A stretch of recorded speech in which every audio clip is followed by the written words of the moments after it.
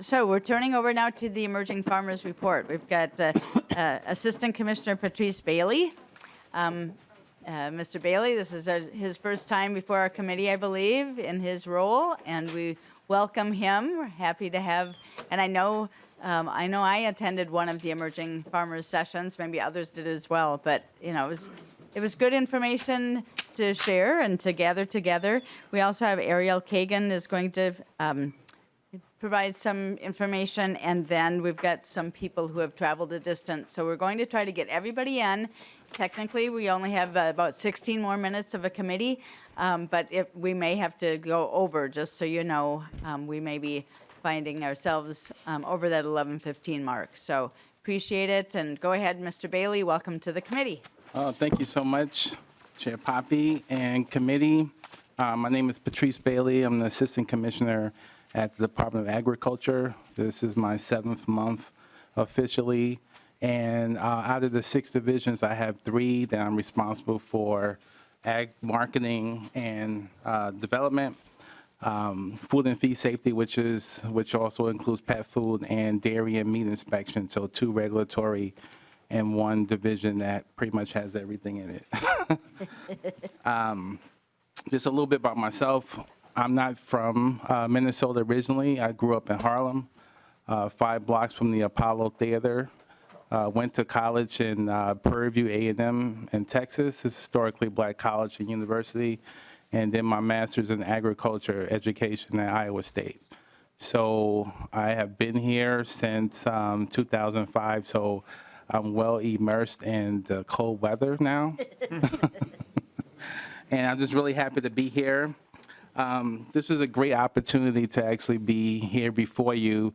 But before I go into that, I just want to let you know that Ariel and I would definitely sort of give you the breadth and the scope of the report. And then we have 3 testifiers that we're going to actually have sort of be the real folks that we're actually going to be talking about, come talk to you about this report.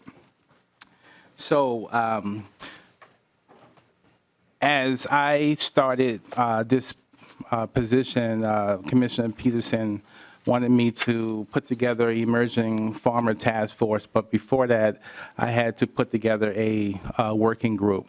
In that working group, we decided to have one listening session at MDA in September, and we invited as many ag groups, including HAFA.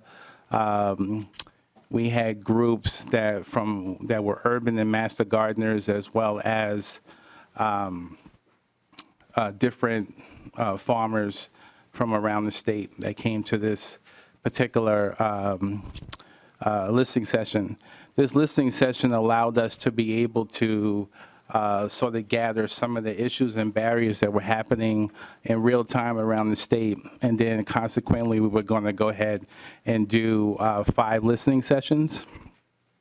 We started those 5 listening sessions in November. We started in November, and we started in Crookston, and we hoped for great weather, and we got great weather. And the great thing about this is that I wanted to be able to see those that are most affected in real time on the ground to find out what the barriers were for myself, but also to actually hear from emerging farmers themselves. And when we talk about the term emerging farmers, we're talking about new farmers from anywhere from no experience to about 10 years experience. And we're also talking about the groups that we sort of looked at 5 groups to comprise and highlight in this report: women, veterans, persons with disabilities, LGBTQ, say veterans, communities of color, and Native Indigenous. Those were the groups that are not prominently on the agricultural landscape as we speak. In Minnesota, we have about 68,000 farms, And out of those farms, if I put those groups that I just named collectively together, it doesn't add up to about 1,000 constituents or farmers, according to the 2017 agriculture census. One of the things that I wanted to highlight was the process. The process that we went into, these listening sessions, sort of grown organically themselves. It wasn't just hearing about the barriers. We also talked about suicide. We talked about rural and mental health care, which are all barriers that are preventing people from becoming agricultural entrepreneurs. As we know, as the baby boomers are retiring and we have millennial children who do not want to sort of take on the farm, we have a lot of new people that are looking for a way to get in. And land is the biggest barrier amongst many others, but land for sure. Out of 25 million acres in Minnesota, I mean, there has to be land that we can have set aside for our agricultural entrepreneurs. So out of the all 6 listening sessions, we had about 144 people that participated, and wanted to thank, of course, those who was able to come to our listening sessions, including Chair Poppy as well. And we really wanted to find out what are the issues and how can we be able to assist. Now I'm going to introduce Ariel, and Ariel is going to talk about the scope and the themes and recommendations that came up. Welcome to the committee, and just state your name and then go ahead. Great, thank you. My name is Ariel Kagan, and I work in the Ag Marketing and Development Division at MDA.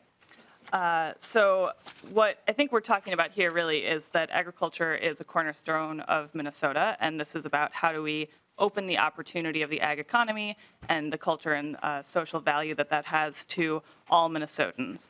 So the report, which I believe you all have a copy of, does go into the specific categories that this committee instructed us to look into further, but we also broadened it because as we had these listening sessions, we asked people who showed up, what do you believe an emerging farmer is? And the definition of that really expanded to include other identity characteristics. Certain practices were brought up as something that people see in emerging farmers, and a value system.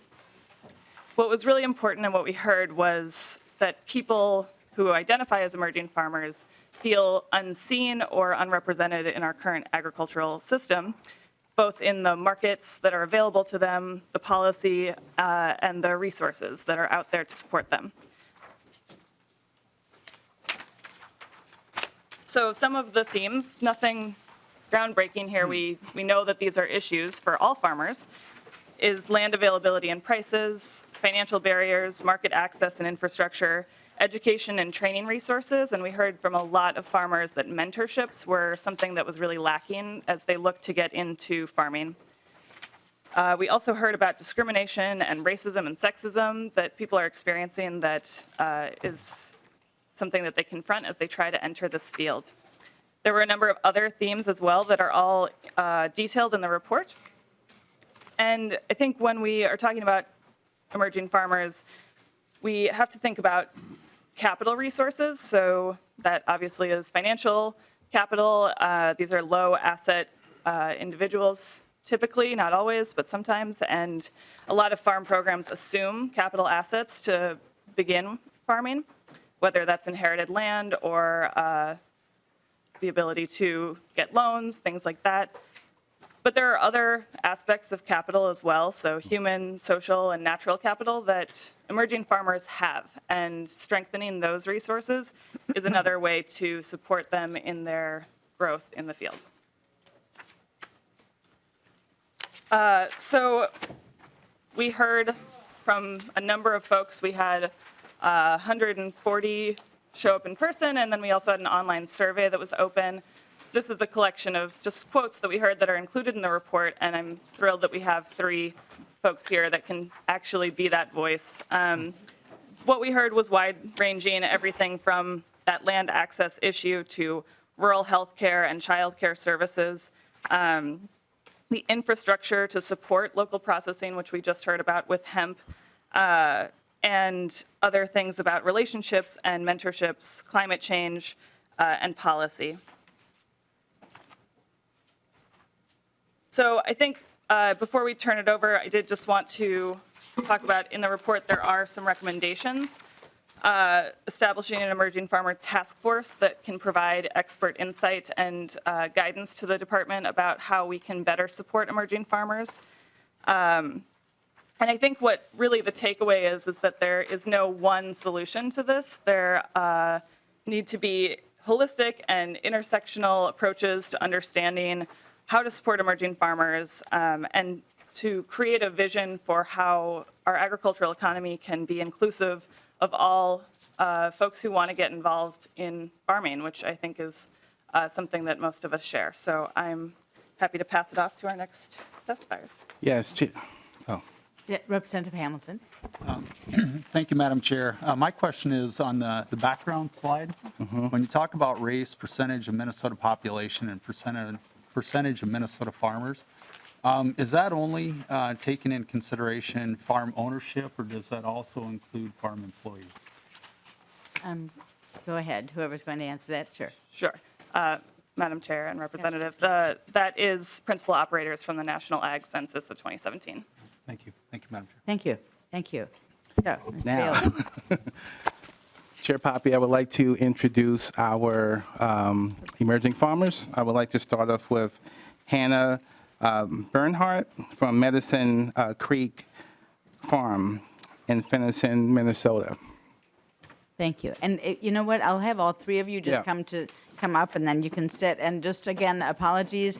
You know, we do our best to try to get the right time management for a committee meeting, and we want good participation from the committee as well. So this time we're running over, and my apologies to the committee members. I think if you're able to stay, we want to be able to do that and hear from all of the people that are here and have traveled the distance. So Hannah, we'll begin with you. If you just state your name, and then you can begin. Thank you, Chair Poppy and members of the committee. For the record, my name is Hannah Bernhardt, and I'm the owner and principal operator of Medicine Creek Farm in Finlayson, Minnesota. Since 2016, I have been raising grass-fed beef and lamb and pastured pork. My husband works an off-farm job, and we have a 3-year-old who most days farms alongside me. I'm one of the growing number of new regenerative farmers in Minnesota. I use management-intensive rotational grazing practices, moving my cows and sheep daily to fresh grass to optimize soil health and regenerate our land, which had been conventionally cropped and hayed before we took ownership. We have no barn for our livestock, pasturing all animals 365 days a year, and we keep 5 livestock guardian dogs to deter predators. We believe we can farm alongside a thriving natural ecosystem, including wolves and coyotes, and our pastures are full of ground nesting birds like bobolinks and meadowlarks that are quickly losing habitat elsewhere. I direct market our meat for a premium price to customers, primarily in the Twin Cities and Duluth, through our website and social media, and I'm fortunate to be 20 minutes from one of very few USDA processors in Minnesota, Lake Haven Meats in Sturgeon Lake.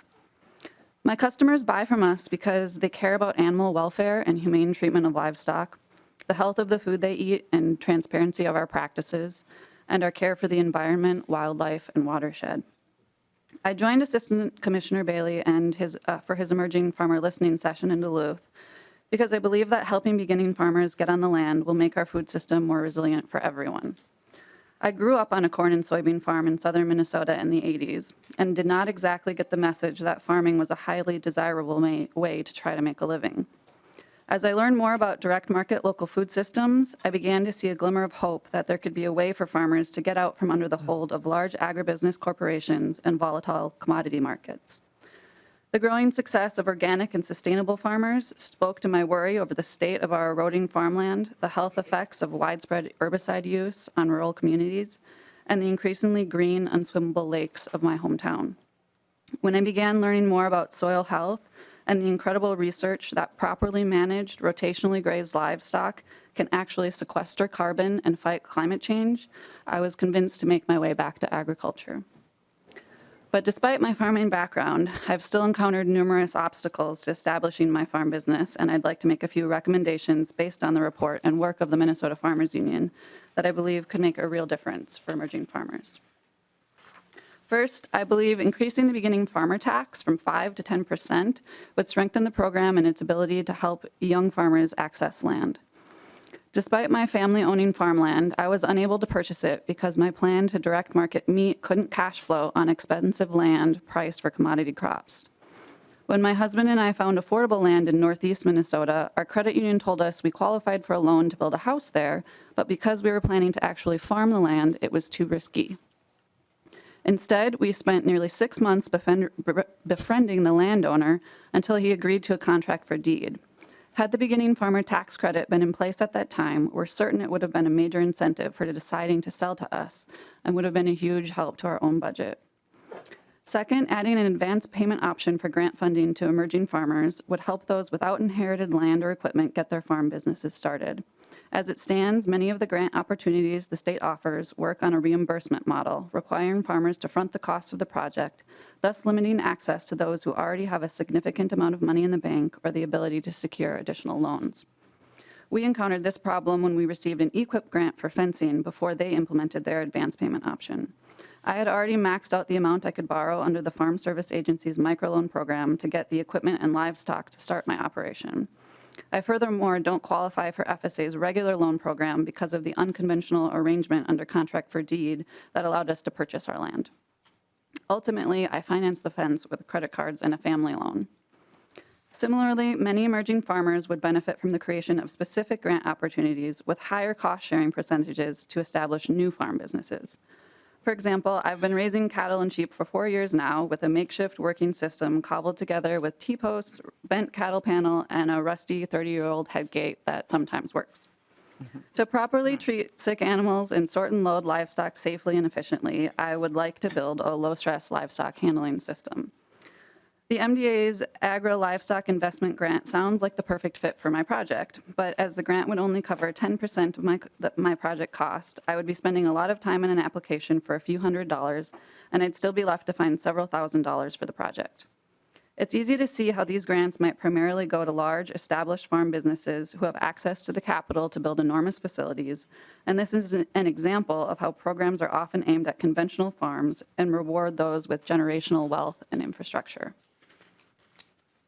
Before I close, I just want to emphasize that I am white, college-educated, from a farming background, and have the ability to navigate institutional resources and access family support.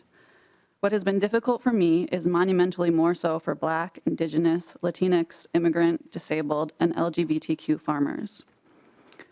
My generation needs all hands on deck to fix a broken farm economy and food system while simultaneously adapting to and fighting climate change. I urge you to do the uncomfortable work to address institutional racism, implicit bias, and equity as outlined in the report. Thank you again for the opportunity to testify today, and thank you to Commissioner Bailey, Ariel Kagan, and the rest of the members of the Department of Agriculture for holding the emerging farming listening sessions and listening to us directly. Thank you, Ms. Bernhardt. Rachel Sanrud, welcome. Thank you, Chair Poppy and the committee. My name is Rachel Sanrud. I farm flowers in Malacca, Minnesota. I farm about an acre of flowers on our 40-acre homestead. We've spent a lot of time rebuilding the homestead as no one has lived there since the 50s. As a beginning farmer, this is a pretty familiar experience. We don't have assets. We are not coming from farming families, and this creates challenges for us. I'm the president of the Central Minnesota Young Farmers Coalition. I'm also Minnesota Farmers Union Mille Lacs County president. I attended the Emerging Farmer Listening Session in St. Cloud, put on by Assistant Commissioner Bailey and the Department of Ag. These conversations are essential to meeting needs of the next generation of farmers to keep our rural communities strong. I know we don't have a lot of time today, so I'll be quick. I'd like to quickly highlight 2 recommendations from the report. First, the increase in the rural finance what is it? Authority, thank you. Authority microloan program from $10,000 to $20,000 loan limit. I used a farm service agency microloan for my first tractor. And that's a very similar program to what the Rural Finance Authority offers. Beginning farmers need these programs in order to make necessary investments in their farms. Investments in their farms are investments in our communities. Each loan for a tractor, a hoop house, fencing, improves farm profitability. Farm profitability means more successful farms. More successful farms means more families in our communities. Second, I'd like to speak to the Emerging Farmer Task Force that was recommended that would meet with the commissioner. The listening sessions started many important conversations, and we shouldn't stop now. These conversations are about the future of farming in Minnesota and the unique opportunities and barriers that the next generation of farmers like myself face. This task force will create space for these critical conversations to continue, and I'd like to see that happen. Thank you for your time. Thank you, Ms. Enrud. And next we have Reginaldo Haslett Mariquin. Thank you. Thank you to the committee, too, for this opportunity. First of all, I'm from Guatemala. I'm a first-generation immigrant. I live in Northfield, Minnesota, and I speak for the chickens. I focused on chickens because I did study all of these challenges. I did study the conventional system. I did get a degree in agriculture in Guatemala, and I studied business management at Augsburg College. So I had a lot of that same preparation, even though I'm a minority, I'm a Latino, and I'm from a foreign country. I did learn everything before venturing into agriculture, and I'm telling you, it is a very difficult thing. I think we think of emerging, but really we are just cocooning right now. We are not going to emerge yet into butterflies. This is a very uphill challenge. First of all, the issues of discrimination. I had a 70-acre farm in Belle Plaine, Minnesota, which I lost to hate and bigotry from the neighbors. I lost all of my equity that I had built over 10 years in Minneapolis while I lived here. After losing that equity, I moved to Northfield, Minnesota, where I encountered a very welcoming community and a really nurturing business network, and it gave me hope again that I could restart my ambitions at becoming a farmer. So I ended up acquiring a 1.9-acre little plot north of town. And out of there, I prototype one of the systems that we had developed across Latin America and especially in Guatemala. Just to give you an idea, the industrial poultry system in Guatemala owns 25 million layers, not counting broilers and turkey. Those layers pale compared to the 36 million egg layers that are in the backyards of over 1 million family farms across the country, fully supported by the rural economies and by local market infrastructure, and especially the disconnection from corporate and financial infrastructure. Knowing that, I knew that in order to thrive in this new space and in these new challenges that we're facing, we had to innovate. And so my innovation specifically came in the form of redesigning how we do poultry. We're now leading nationally and internationally in this new design. We are focused on deploying the first large-scale operation in southeastern Minnesota's 20 counties. We have built a large-scale support system and infrastructure for that. I built what is called the Regenerative Agriculture Alliance, so we can coordinate that ecosystem to support those farmers who want to join the system. We are building markets, branding, and at this point, we are leading the discussion on developing a light industrial regenerative branded park in southeastern Minnesota. We need your support for that. These are the kind of initiatives that as immigrants and all those of us who really understood, you know, from the pictures that you have in that equity versus justice in your situation, all we want is a clear fence so we can see through. And, you know, here and then we would like some gates so we can actually walk through that fence as well, because the fence is still a fence, as you know, it's still a barrier. And I can see the other side. We can see clearly how we can thrive. There is over 1,000 farmers in southeastern Minnesota, the 961 number or the 600 plus number in the report. That's a shame because we are large numbers. 70% of us coming from Latin American countries grew up in agriculture.